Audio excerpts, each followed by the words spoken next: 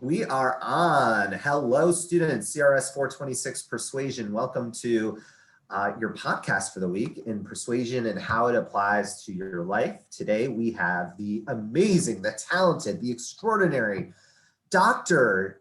Just kidding, he's not a doctor. Mr. Jeffrey Fouts, who is the Assistant Director of Career Services for the School of Information Studies here at Syracuse.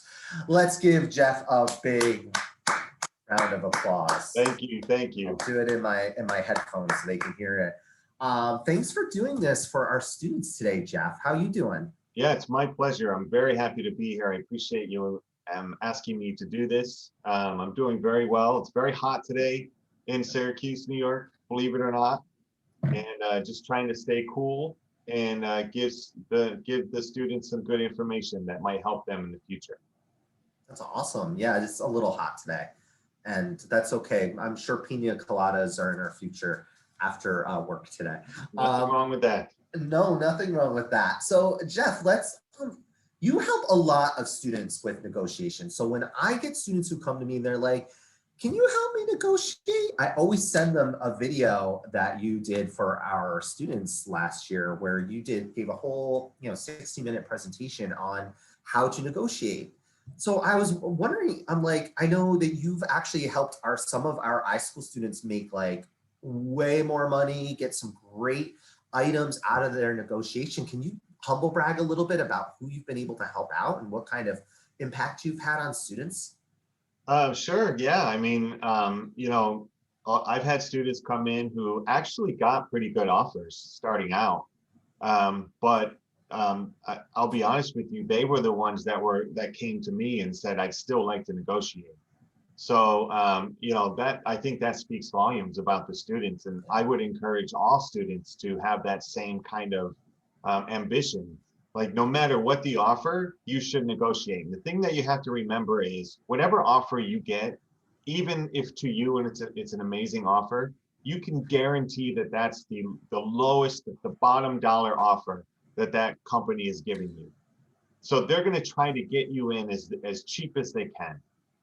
So, and believe me, it's whatever number they give you, that's the bottom. So you have a lot of room to negotiate, and they know 95% of students won't negotiate. Yeah. So they're getting the person they want for the cheapest amount of money that they're getting. So they win all the time. So that's where we're kind of flipping the tables a little bit. And that's what negotiation does. Like the one thing that students have to remember is you're never in a more powerful position than you are when you get that offer letter. Like you are now, like everything is on your side. Like you have all the power in the world. And it's not a matter of, I'm not talking about power as far as strength goes. I'm talking about power as far as negotiation goes. And, the students need to remember that companies aren't going to pull the offer because you're negotiating, and they're not going to think less of you because you're negotiating. If anything, they're going to think higher of you. Yeah. And they may say no, but hey, at least you're making the ask. So I kind of went around your question a little bit. And just to get back to your question, I've had students who came in and I had a student who was offered $110,000 starting offer. That's huge. Which is really good. Yeah. It's a really good offer, and he wanted to negotiate. So we went in and, not to get into specifics, but we actually negotiated both for starting salary and for sign-on bonus. And his sign-on bonus was $10,000. So we managed to get his starting salary to, I believe it was 120, and we got his sign-on bonus to 25. That is a huge jump. Huge. So Jeff, I want everyone to know this, like you tell students that you should pretty much always try to negotiate, that you will not lose that offer because you look like an ambitious, a little money grubby, ambitious little hard hat kind of person, that you still, no matter 110,000 or 60,000, you should still try to promote and advocate for yourself, right?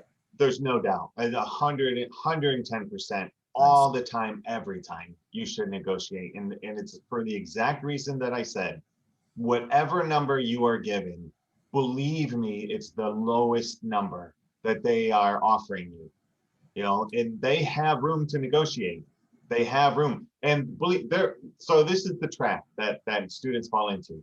The company is going to tell them how great they are, how excited they are to have you on board. We have your space ready. We're so anxious for you to meet the team. We're just so happy to have you. And that feels good for everybody, right? And it gets you off track. And you're like, oh, they love me. So I'm just going to sign and I'm going to be on my way. And they're like, it worked, it's kind of like if you equate it to going to a casino, they're already 3 steps ahead of you the second you walk in. They're psychological wise, they're ahead of you already. Like you're already set up to lose. It's the same way with when they make you an offer. They're already ahead of you. They already know what their threshold is to give you. So they're going to throw in this bottom dollar, hoping that you will, and lots of times it works, hoping that you will just sign and say, okay, I want to come on board. And they're like, everybody congratulates them. Yeah. Sweet, you did it. You got the person you wanted. We stayed under budget. Oh yeah, you get the bonus, you salary. get the raise, you get everything. Company, employee gets nothing. Yeah. I think that sort of reminds me too that there are other items you can negotiate than just salary. Yeah. So what are some of those other items that you would advocate for students to, if maybe they can't squeeze more money out of a salary, or what other things can they try to negotiate? So that's actually a great question. And the thing that I tell students is companies are actually more willing to negotiate for other things besides salary. And the reason is because if you negotiate your salary, that's something they have to pay all the time. And if you negotiate a higher salary now, they have to pay that every single time that they give you your paycheck. Yeah. But if you go in and negotiate for other things, lots of times that's just a one-time shot. Like we're going to give you that money and that's it, and still pay you the amount that they were going to pay you every single time. Yeah. So my answer to your question is there's nothing that you can't negotiate for. And I don't mean to sound like I'm not answering the question, but I tell students to write down things that are important to you. Yeah.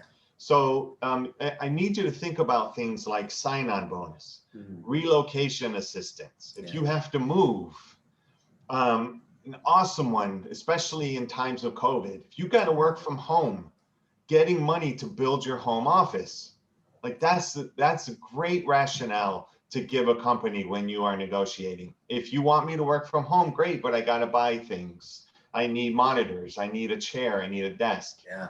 I got to be comfortable. Look, even if you got to take a train into work every day, have them pay for the train. If you have to park and pay for parking, have them pay for parking. If you want to work out in a gym, have them pay for the gym membership. Like, what's important to you? Those are the things that you negotiate for. What are things that are going to make your life easier? If you got to move into a new apartment, negotiate for the first month's rent. Like, how great would that be to not have to pay the first month's rent? Yeah. You know what I mean? Like those are easy things where companies are like, yeah, if that's what you want, fine, because I don't have to pay that over time. Yeah. So that's the idea.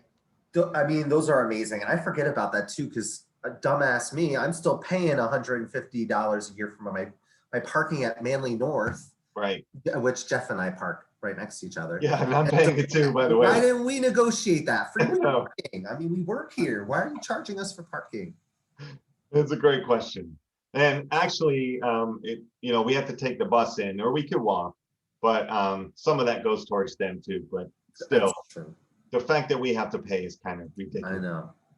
I love the exposure you're giving my students right now with these other, perks that they can get. And I love that you feel like they should do almost like an inventory of what they feel is most valued to them as a new employee. That's awesome. Conferences, subscriptions, anything that is valuable to them, paying more for their master's degree if they don't have one. Certifications. Or certifications, excellent point. Going back to school to get another degree. Like companies will pay for that, but negotiate more. That's the idea. You're negotiating for more. And here's the thing, and this is important for students to understand. When you are in the negotiation process, you have to give a rationale as to why you feel you deserve more money. So you can't just say, I want you to pay for my train fare. You have to give them a reason why they should pay for your train fare. So when you are negotiating, you got to build in that. And this is where the persuasion comes in, right? You have to persuade them to give you more money. So why? Where's the why? Where I need to pull on your strings, company, so that you'll be willing to give me some more money. So I have to be astute at being able to do that. That's really amazing, because it's almost like we went over the questions before I started interviewing you today, Jeff. I don't know. That leads us beautifully right into my next question, which is, so a student comes to you and they're like, dude, I want to negotiate. What strategies are you employing them with to take care of that negotiation? So very first thing, and once again, is a very good question. Students got to do their research. So you got to do your homework, and you need to go to sites like salary.com or Glassdoor even gives salary information. You're trying to find out what the mean salary is, the average salary is for your job type and your location. And that's very important. You make $60,000 in Syracuse. That's a lot different than making $60,000 in New York City. Oh yeah. Location is a huge difference maker. So you need to do your research, and you need to find out what the average salary is that's being paid, because like you may get the offer and realize, oh, I'm in the average, right? Yeah. So right away, that should ding in your mind. Okay, maybe negotiating for salary is not going to work for me. Let's think about something else that I can negotiate for. So that's why research is so important, and figuring out what other people are making in like positions in the location that you're going for. That's the first thing. Then once we figure out, okay, yes, we're still going to negotiate for salary, or no, we're not going to, that's when we start moving forward with the process. Okay, so I'll give you an example. If we're going to negotiate for starting salary, right off the bat, I tell students, you're not going to get more than 10% of what they offered you. Okay, 10% is the threshold. It's not by amount, it's by percentage. Nobody gets more than 10%. I mean, it doesn't happen, right? It's like getting a 10% raise. I'm jotting this down as notes, by the way, because I actually am embarrassed to say I was not aware of that. And yes. So thank you. It's always percentage based. Then that's what they're looking at. So when you give them an amount, they're going to look at it percentage wise. What percentage increase is that for them, right? So 10% is your threshold, and that's high. So once you figure out what that high amount is, now we go, okay, well, do we want to go in at the highest amount, or do we want to go in somewhere within what they offered you and what the highest amount is, hoping that they're going to come in the middle someplace? Okay. That's our sweet spot. We want to find that middle point between the highest amount and what they offered. But here's the thing.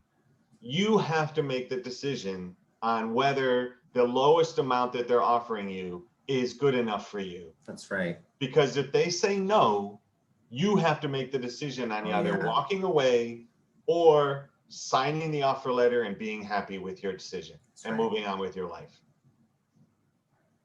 Yeah, I mean, that's brilliant, Jeff. And what I will say is that, look, especially when it's your first job out of college, right? You just graduated from Syracuse University.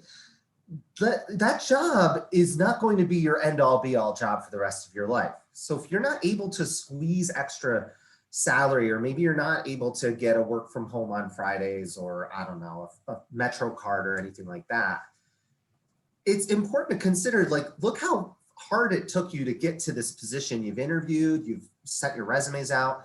Is that bottom line going to make or break whether or not you decide to go and stick with that contract? That's such a good point. And for those students who don't negotiate, you're literally leaving hundreds, thousands, millions of dollars on the table that you're losing in future earnings. The more that you can make now sets the tone for all the future jobs that you have going forward, because you never go back in salary. Nobody ever goes back. You always move forward. So your next job that you get, you are going to shoot for more than what you're making now. So if you can set that threshold high now, Yeah. you're just going to go up from there. Yeah. And you're going to continually make more and more money over time. And that's the goal. But look, nobody's going to just give it to you, right? You have to ask for it. That's the key. Like, you cannot be afraid to ask. The worst thing they can say is no. They're not going to reject you or say, okay, we don't want you anymore for this job. Because you have to remember, they've spent time, resources, money on finally finding the person they want for this job, which is you. They're not going to throw all that away just because you're asking for a little bit more money. Like, that doesn't make sense. It's so true. Yeah. Oh, and the other thing I wanted to say was, I was going to throw out some statistics, and this is especially for the females. And this is a small reason why there is this gap in pay, because males, statistics wise, negotiate. Females do not. So males already are coming in, same job, same responsibilities, making more money than females because they negotiated. Yeah. And studies show females are more comfortable negotiating on behalf of others than they are for themselves. For themselves. Yeah. So females have to get more aggressive when it comes to negotiating. And I love it when females come to me and are interested in negotiating. Like, that gets me so excited, because I want to see this shift occur in the industry where pay start to get equal, only because we're negotiating. Females are negotiating more. Be strong and be confident in your abilities. And if you have that confidence, there's no reason why you shouldn't negotiate, especially when you graduate from a school like the I School, or from VPA, or from any school at Syracuse University, really. Yeah. I love that you pointed those statistics out, because I think that's just, again, on a small scale, how we can start to affect that change in our institutions and in our antiquated. And what I will say too, just from a career services perspective, especially to the women out there, to please go see your career services office. Go talk to your career counselors. They don't have Jeff. Like, Jeff is he's the pinnacle. He is like up here. Everyone else isn't as great as him. But I will say that, go seek out your career specialist, because they will, like Jeff, they will train you on how to negotiate. And so I guess, since we're talking, the whole purpose of this podcast is about persuasion, what do you feel is the most impactful when a student's actually supposed to reach out to their employer? Is it over the phone? Is it email? How do you coach students on that process? Yeah, so unfortunately, it's not going to hit on the idea of persuasion, and here's why. You negotiate in the same method that you were made the offer. No, but that's good to know. Yeah. So many times students are getting emails with the offer letter. Okay. So if that's the case, then you negotiate through email, and you send it right back to the person who gave you the offer, which may be different than the person you interviewed with. So you got to remember that too. You may be dealing with the budget person, the HR person, somebody you never met before. You just got to be comfortable with that. Yeah. More and more companies are doing verbal offers. Okay. Yeah. And they want you to make a decision, and they're giving you much less time to make a decision. So if that occurs, never be afraid to ask for an extension. If you need more time, never let a company pressure you into making a decision that you're not ready to make. If they really want you as an employee, then they will be willing to work with you. And if they're not willing to work with you, then what does that say already about that organization, when you're just asking for a little bit more time so that you can think about this offer? That speaks volumes about who that organization is and what you're about to get yourself into. And this goes right along with what you talked about today, in your video that you put on LinkedIn Oh yeah. about work culture. Yeah. Yeah. And it's like, this is so important. I'm so glad that you mentioned that, because the culture of the organization is, in my view, one of the most important things about an organization. And one of the things you have to remember is there's no amount of money that's going to compensate you for a toxic environment or a bad manager. If you're going into work every day hating your job, that paycheck that you get is not going to make you feel better. It's just not. No. So it's important. You're more likely to experience burnout. You're more likely to become deflated and just be disgusted with Yeah. your industry. So Absolutely. Your yeah. coworkers, Oof. everything about that company is just Yeah. going to become sour to you. I believe we call that sour grapes, Jeff. Could be sour milk. Sour milk. I like that one better. Ew. No one wants sour milk. That's gross. Jeff, you are amazing. I know this because I hired you. I actually didn't hire Jeff. I stole Jeff, by the way. I went to another department, another unit, and was like, I want him. And he said, good, I want to come down. So it all worked out. Well, truth be told, when I knew Christopher was in charge, I wanted to get on board for sure. That was my goal. Yeah, and now he negotiates his salary every day. He's making about $6.25 million, and I'm working because I want to, not because I have to.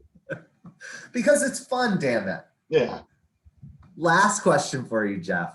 What is, and you may have already exposed this, so that's fine. What is your number one piece of advice or tips for students who are watching this right now and being like, I'm still not sure about negotiation? What's your advice? So my advice to anyone and everyone who is listening who can hear the sound of my voice is you should negotiate every single time that you are up for a new job, or that you're up for a new salary, you're up for a raise.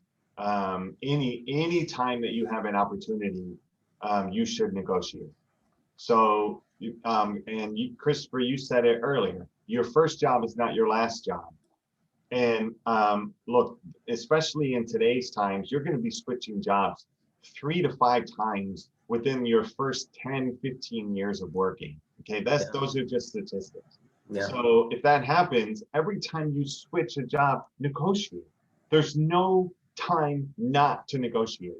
And don't let companies tell you we don't negotiate. Yeah. Don't let people tell you we don't negotiate. Don't listen to them. You negotiate. Always, regardless. Because the worst thing they can say is no. But the best thing they can say is, yeah, okay, we'll give you that 15,000 that you're interested, that you want. Or look, even if they give you 2,000 more, like that's a win, right? That's 2,000 more than you had. So negotiate. Well, I think that too speaks volumes to what we're talking about, underrepresented identities, women, maybe LGBT people who feel like they can't advocate for themselves.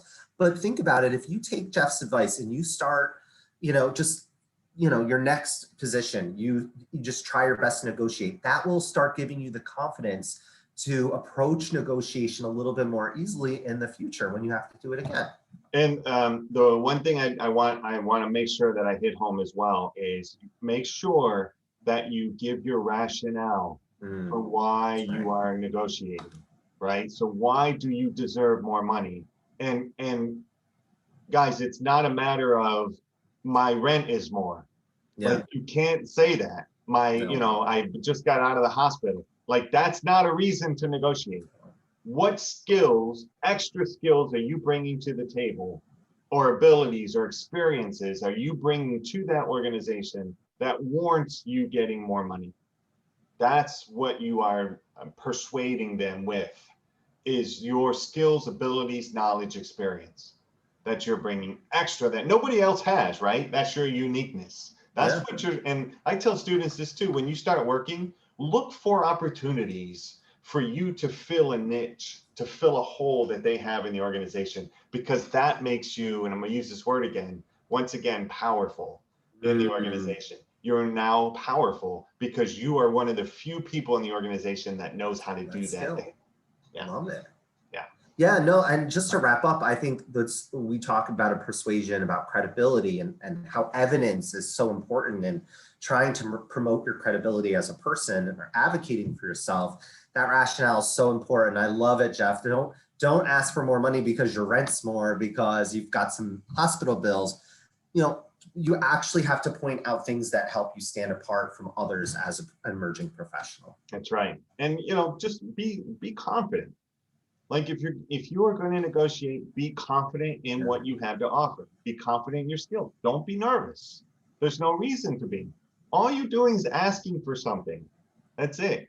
It's They're like already hiring you. They're well, not, remember when they're you not going to asked say no. when you asked your parents for Christmas gifts when you were little. Like you weren't nervous when you were asking them for that. You had no problems doing that. It should be the same way. They don't care. They don't care.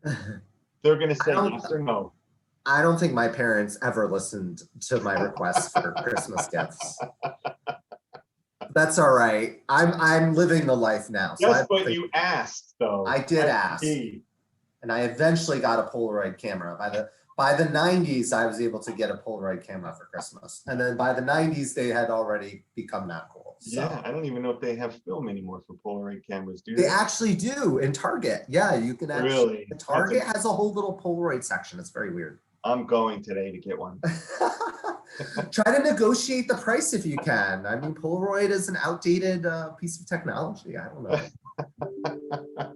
Jeff, I really, really, really want to thank you. You are a rock star. I'm so happy that you were able to share your negotiation tips for not just the students, but even for me watching this. And I really appreciate it. You are amazing. And I'm looking forward to the time when maybe you could teach a negotiation class on campus. Yeah. We can talk to CRS about that. I don't know. Sure, I would love to. That would be fantastic. Hey, look, I appreciate you having me on. I really do. And I hope that this was helpful for students. Yeah. And I really liked your comment about having them go to career services to talk to. Yeah. I mean, that's why they're there. So even if they can't help you, they have resources that can. So always go and talk to your career services folks. Yeah. So totally. Oh, and by the way, if you're looking for an amazing career services person to talk to, I would actually recommend reaching out to Mr. Fouts on LinkedIn and connecting with them and sending him a nice email or note about how helpful this was. And maybe he would consider helping you out in the future. Who knows? Never hurts to ask, even though he's only supposed to work with high school students. But. Depends on how well you negotiate. All right. That's for you. That's for you students out there. Get moving on that. Let me know how that goes. Jeff, thank you again. I appreciate it. I'm going to sign off now. I hope you have a great day and I'll see you soon. Thank you.